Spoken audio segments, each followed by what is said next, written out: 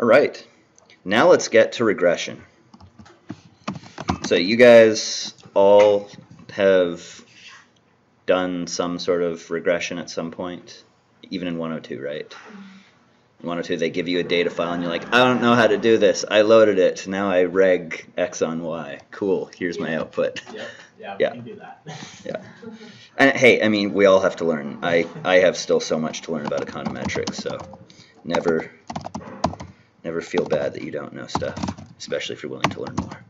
But you can always Google it. I don't know if you can learn econometrics adequately by Googling things, but more power to you if you can.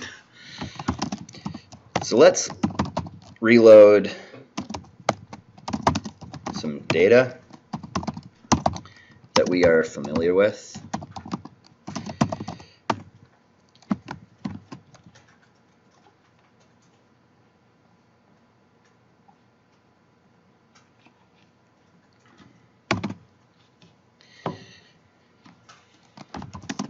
And let's jump right into regression. So let's run a simple OLS regression of price on miles per gallon. So regress, or you can just use reg, R-E-G, which is what I normally do. Regress price, MPG.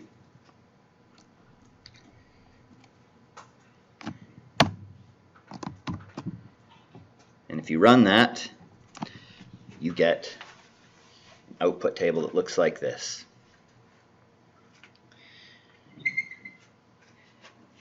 Now we have not, this is probably the simplest type of regression that you could do. You have no control variables, right? If you are trying to tease out the effect of miles per gallon on price of a car,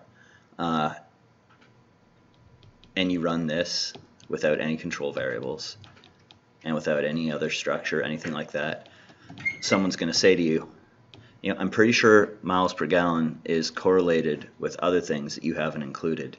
So there is essentially zero doubt that this is an incredibly biased estimate of the impact of miles per gallon on price.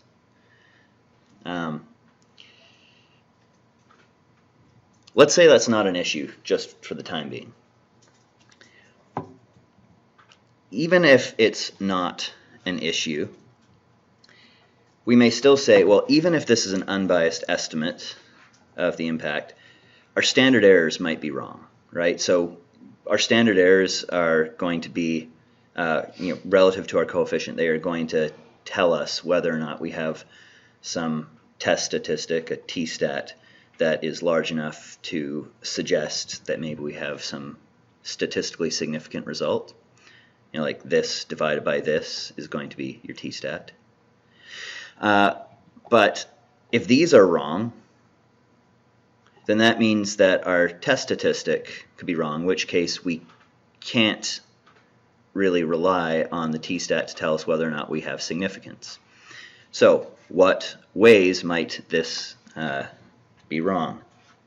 Well, you could, for example, say like, okay, there are a bunch of different ways that they could be wrong. And you may want to say, for certain reasons, that you want to use robust standard errors. Tell Stata that you want robust standard errors. And if you want to figure out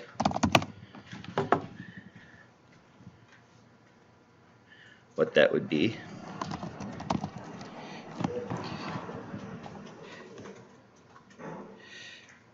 you go through help reg and then VCE.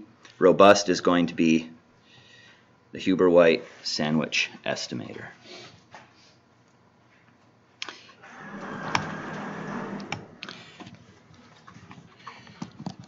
So let's go regress price miles per gallon, VCE robust. And we see now that our standard errors have gotten larger. We've gone from 53 to 57. The coefficient hasn't changed, but the standard error has gotten larger, so our test statistic has gotten smaller.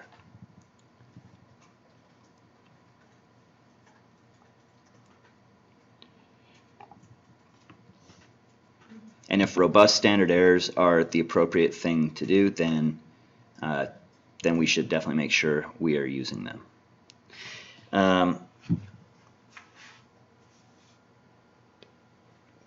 Why might you want to use robust standard errors? Say you have a situation like this, where you have miles per gallon and price. And say your data look like this.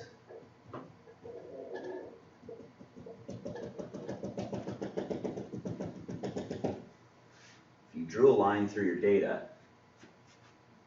like that, and you got like minus 238, which is what is happening here. So that's minus 238. Then the difference between that line and the actual observation of price given any miles per gallon is going to be it's your residual. If it was, in the population, if you had all your data, it would, and other things, you could think about it as an error. But this is like residual, so it's what's left over. If you have like y equals mx plus b as an equation, and you have price equals beta miles per gallon plus u, where u is any stochastic element, like any random element and things, plus like anything that matters for price that is not contained in miles per gallon. Then u equals price minus beta miles per gallon.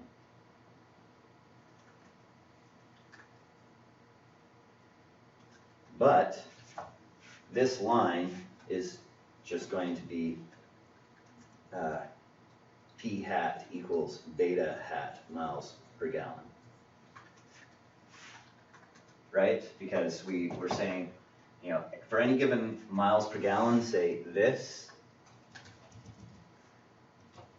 maybe we have a real price here, but given our model, let's call this x1, this is going to be p of x1, and this is going to be p hat of x1. So the difference between p hat and p is going to be essentially our residual, and these are getting farther and farther apart from, or farther and farther away from our line, from our predicted price.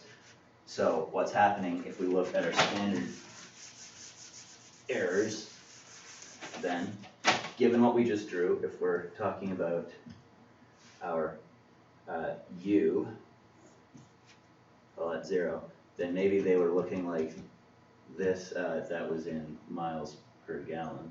Maybe they were looking like this at first, but then they start getting farther and farther away from 0. So rather than being homoscedastic, like same skewed, they are heteroscedastic. They are like differently skewed. Here they're more skewed than they are here, in which case we want to, at a minimum, implement a robust standard error correction. Does that make sense? All right. But we're doing a Stata class, not an econometric theory class, so we're not going to dwell on that too much. Now let's try something new. Let's try, no, I'm not going to type it into there, I'm going to type it into here. Actually, let's do that. With robust SEs.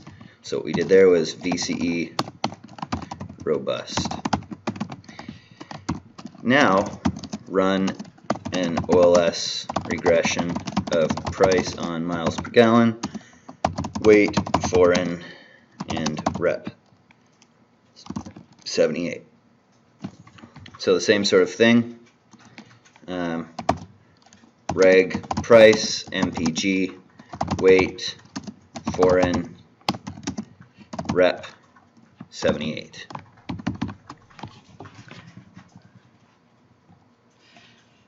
Okay, you've got this sort of thing. And you can see your standard errors right there. Maybe you also want to robust SEs. Yep. So just a quick question with us. So does after we do the robustness happen? Let's do something different now. So maybe we want to, instead of doing this, maybe we want to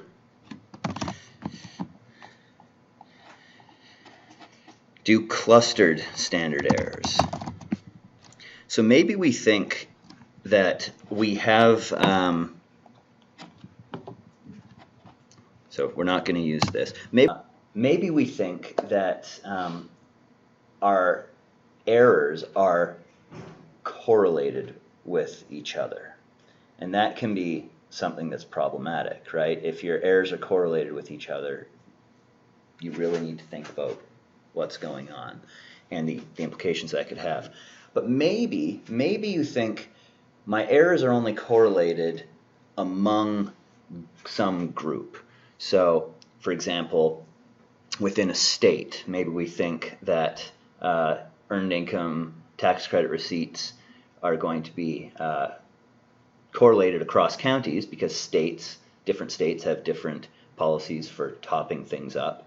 So it stands to reason that there might be some correlation among county receipts within state, but not across states. Once you've grouped everything by state or clustered the counties by state, then you no longer think there's any reason to be concerned that you have correlation in your standard errors. So if we want to make a correction for that, then VCE cluster, and then you type in the variable across which things you think things might be clustered. So here we're going to use foreign. So maybe we think that our standard errors are going to be correlated among domestic cars and among foreign cars, but not across those. So when we run this, you can see again your coefficients are similar, but now your standard errors have changed quite substantially. For example, miles per gallon, we went from 77 if we just ran a straightforward regression to 84 if we did a robust standard error correction, and now clustering across foreign, we have this. And so the t-stat has gone, for example, from 0.35 to 0.23, which, in both cases there's no indication that there's any significance, but you can imagine if it was going from like 3 to 2 or something like that, you might be like, oh, have to wonder if anything that I think is significant actually is significant. And in general, you are going to want to make some correction for, at the very least, heteroscedastic standard errors, because you pretty much are never going to have homoscedastic standard errors in the real world. You often want to think about clustering or other things. Figuring out what to do with your standard errors is actually, like, many people have dedicated their whole careers as economists to this, and on the face of it, it sounds like boring, but if you think about it a little bit more, like, well, it actually really matters for whether or not things that people have said are effects of something. It matters as to whether those are significant estimated effects or not. And so really, if policy is being built on the work that economists do, and their standard errors are not right, then the policy might be based on crappy research. So you do really want to be thoughtful about what you do with your standard errors. Moving on. Let's copy and paste this. Let's say instrumental variable regression. So IV regression. So have you guys learned anything about instrumental variables? So you have, say, price equals, you know, beta x1, let's just call them x beta matrix. X is a matrix of variables, including a variable of interest. Beta is a vector. Do you guys know matrix algebra a little bit? No. Okay, so we have that. No? It's fine. Okay. I can deal with it. Sorry. Okay, but then you also have an error term. So, and the error term, it includes just like random stuff, like ways in which price might randomly depart from some linear model, right? Like maybe we can very, very closely predict price using some linear model with these covariates, but there's always going to be like a little bit of departure, just randomly. But also, perhaps, there is some variable here, some variable that we could not include here. So maybe we don't know what it is, but we think there probably is one. Or maybe we can think what it is, but we don't have it.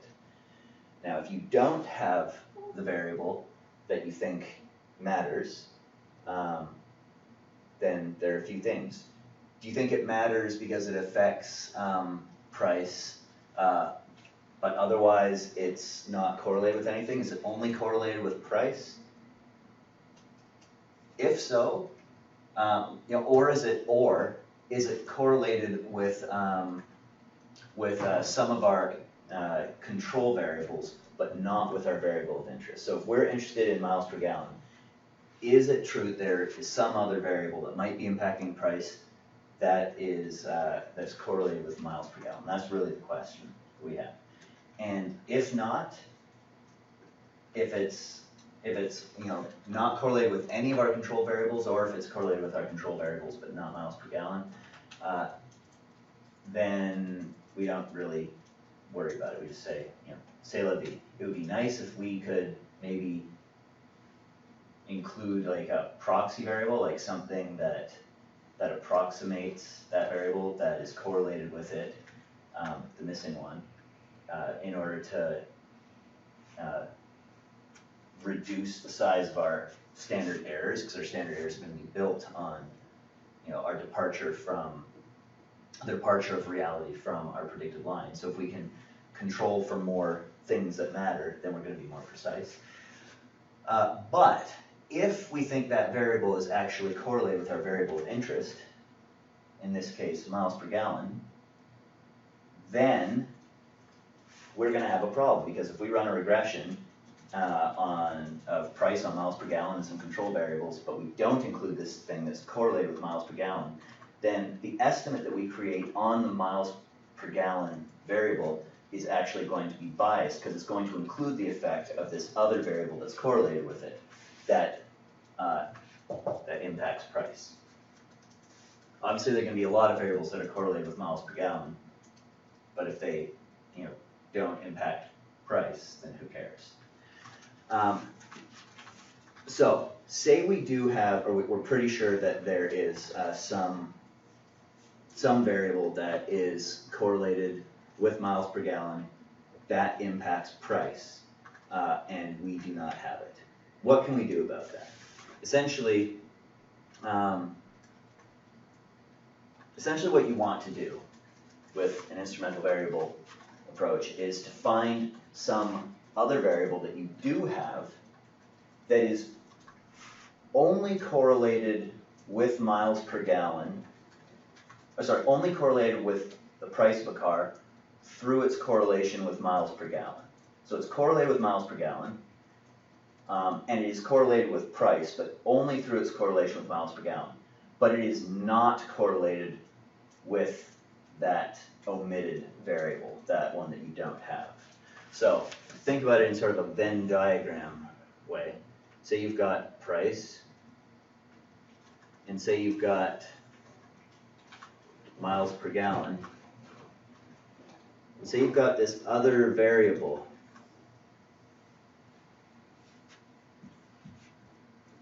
Z.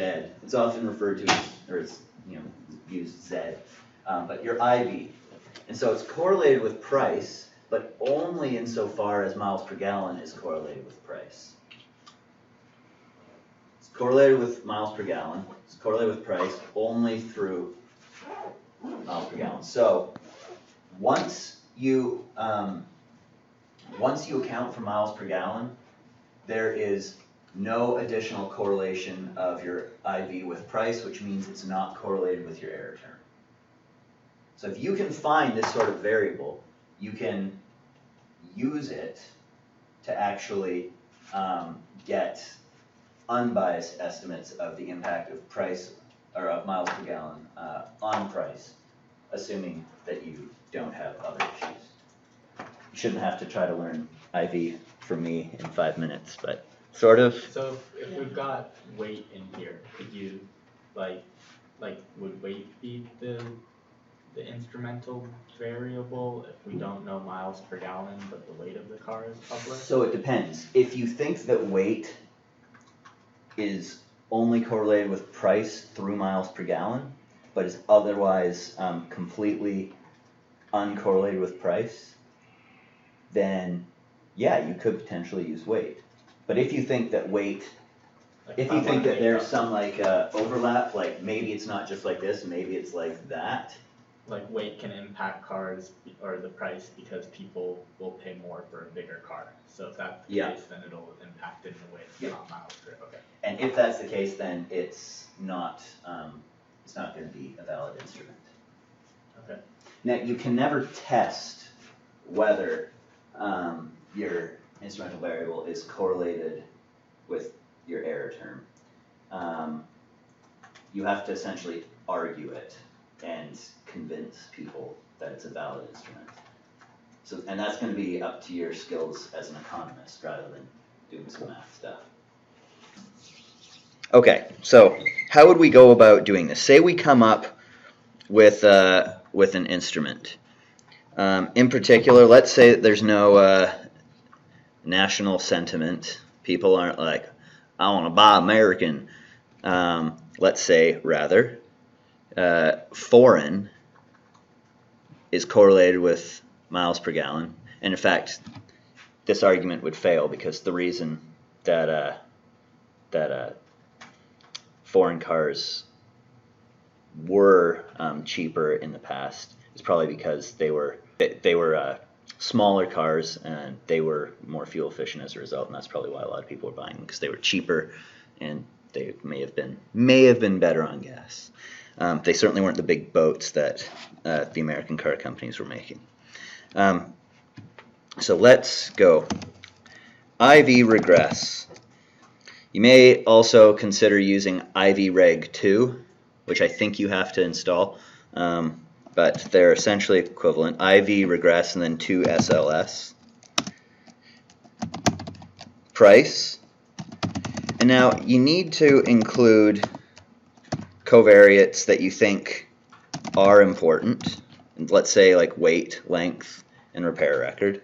And we'll get to issues with using repair record like this in a little bit, but right now let's do that. Now let's say in parentheses, miles per gallon. This is our variable of interest. And we are instrumenting it with foreign. And then maybe we want to say like VCE cluster on foreign.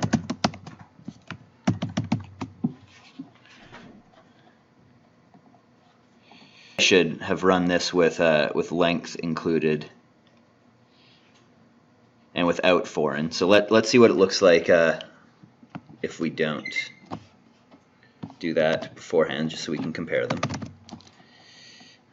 Weight, length.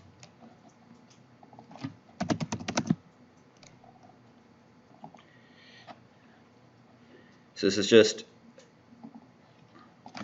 regressing price on miles per gallon, weight, length, and rep 78 with cluster standard errors on foreign. And this is the result of regressing price on weight, length, rep 78, and miles per gallon instrumented by foreign. Now look at the size difference in the coefficient. We go from minus 106 in just the clustered standard error OLS to nearly minus 1200 in the IV. So that's a pretty substantial change. Also, we now seem to have, some indication that this might be significant.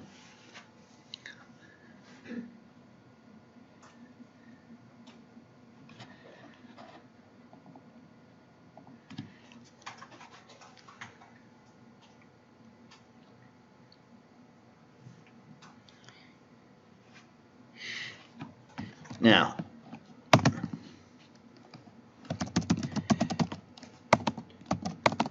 I want you to note this is the proper way to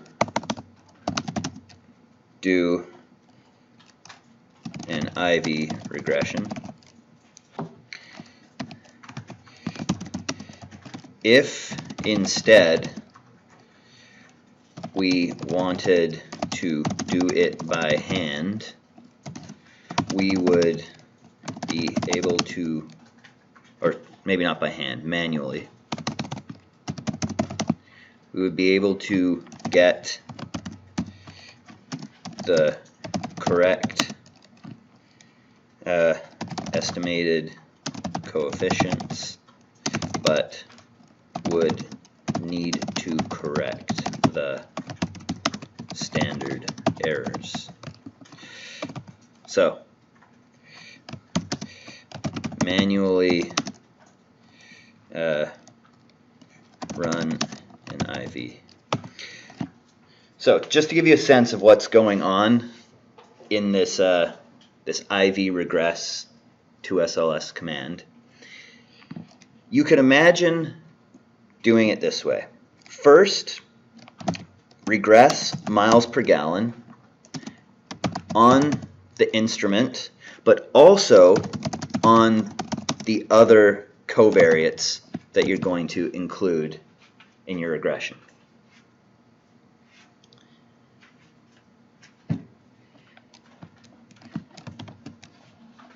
And run that. Now, once you've done that, predict, we'll call it P underscore MPG. And what that's going to do is it's going to use these coefficients and the values of these variables to predict miles per gallon. Okay, and because this, which we've got right here, is not, it does not contain the variation in the residual,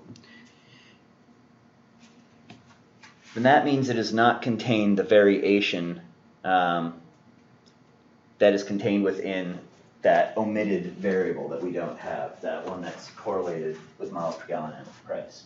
So if we then estimate the impact of if we then regress price on this variable plus our list of covariates, we are not going to be we're not going to have to be worried about the impact of that problematic variable that we're missing. So we then do this. Reg price PMPG, which is that one that we just predicted, weight, length, rep 78.